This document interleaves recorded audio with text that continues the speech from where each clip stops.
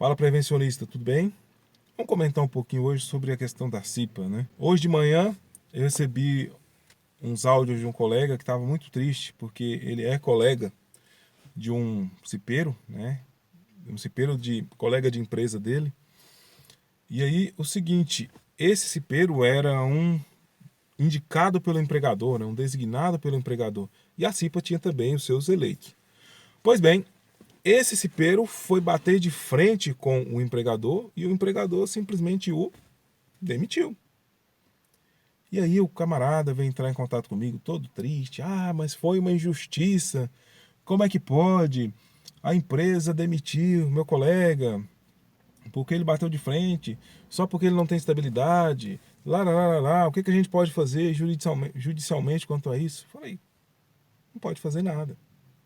Não pode fazer nada.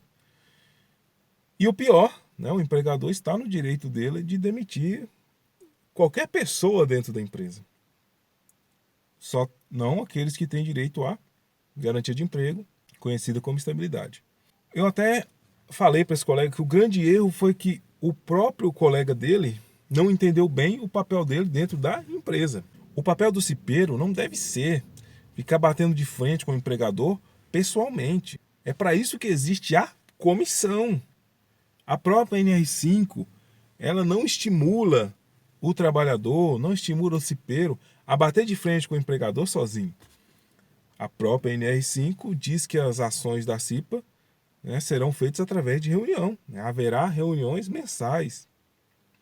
Então, é uma bobeira o cipeiro querer bater de frente com o empregador sozinho. Aí você pode estar pensando, ah, Nestor, mas se ele tivesse estabilidade, seria diferente. Nem tanto. Porque ainda cabe ao empregador, né, ele é o líder desse trabalhador dentro da empresa, ele é o contratante. Então ele poderia, por exemplo, ficar mudando esse cipeiro de uma profissão para outra na empresa, de uma função para outra, azucrinando a vida dele. E existe uma série de outras coisas que o empregador poderia fazer para tirar esse cipeiro do sério, a fim de fazer ele mesmo pedir as contas. Então a garantia de emprego, ela não é algo absoluto. O profissional da área de segurança, quando ele estiver treinando a sua CIPA, ele tem que falar para os cipeiros quais são os papéis deles dentro da empresa.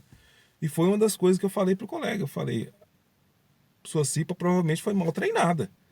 Porque o camarada, né, o instrutor que vai treinar a CIPA, ele tem que falar para os cipeiros, olha, você não pode bater de frente com o empregador, senão você é um alvo fácil. Reúna-se, unam-se. E aí quando for reivindicar alguma coisa, vai todo mundo junto, porque uma pessoa só é fácil de um empregador abater.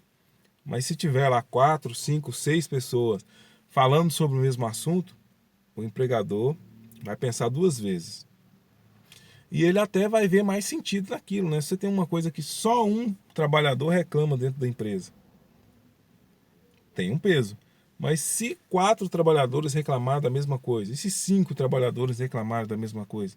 Então, a CIPA, ela tem garantia de emprego, ou seja, os eleitos têm garantia de emprego, porque a justiça entende, né, o legislador entende que aquela parte que tem garantia de emprego, que é eleita pelos próprios trabalhadores, eles vão defender os interesses de quem?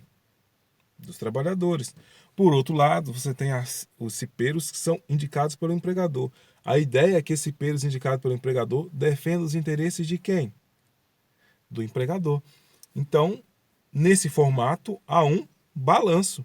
Né? Os cipeiros representantes dos trabalhadores vão tender mais para o lado dos trabalhadores, os cipeiros representantes do empregador vão tender mais para o lado do empregador.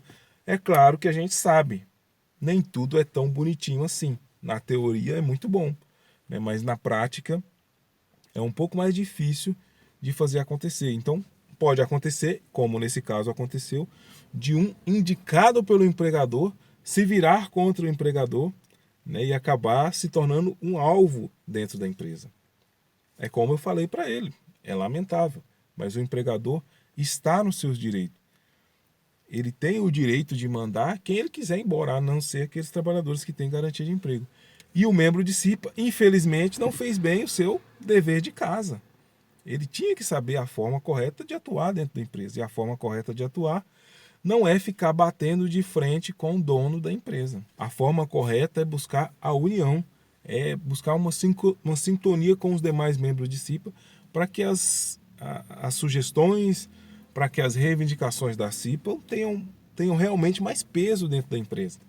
Então, meu amigo e minha amiga, no momento de treinar a CIPA, você tem que deixar isso evidente para os seus cipeiros, né? Ele não é um super-homem porque ele passou a ter garantia de emprego na CIPA, não. Ele é um empregado que pode ser abatido como qualquer um outro. Até aqueles que têm garantia de emprego, eles podem sofrer dentro da empresa se o empregador marcar eles. Então, cabe ao cipeiro a união. E através da reunião e da união, buscar as ações de saúde e segurança necessárias para melhorar o ambiente de trabalho. Infelizmente, eu não tenho acesso a toda essa história, né, que aconteceu. Eu não sei exatamente o que o trabalhador estava reivindicando e nem a forma que ele estava reivindicando. Porque também existem muitas formas de se reivindicar, na verdade.